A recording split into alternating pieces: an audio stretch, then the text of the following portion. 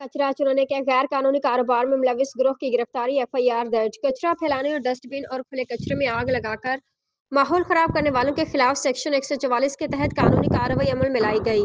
Karachi managing director Sindh salt waste management board Tariq Ali Nizamani की हिदायत पर जिला कोरंगी के इलाके जमान टाउन थाना कोरंगी जून थाना और अवामी कॉलोनी थाना की हदूद में छापा मारकर कचरे का गैर कानूनी कारोबार करने वाले गिरोह के 7 अफराद को गिरफ्तार कर लिया गया है।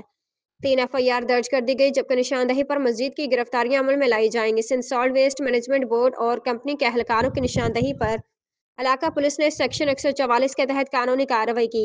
तफसीलात के मुताबिक इस गिरोह ने एक मैकेनिज्म बना रखा था। सॉल्ट वेस्ट मैनेजमेंट के अहलकारों को काम नहीं करने देते थे। घर घर से कचरा उठाने का अमल मुतासिर था। इसके अलावा घरों से गैर कानूनी तरीके से कचरा लेने के बाद और इलाकों में सॉल्ट वेस्ट मैनेजमेंट बोर्ड के फ्राहम करदा डस्टबिन से कचरा चुराने के बाद हासिल होने वाला कारामद कचरा बेच देते और बाकी कचरा नाले या खुली जगह फेंक देते हैं, जिससे शहर की सफाई मुतासिर हो रही है।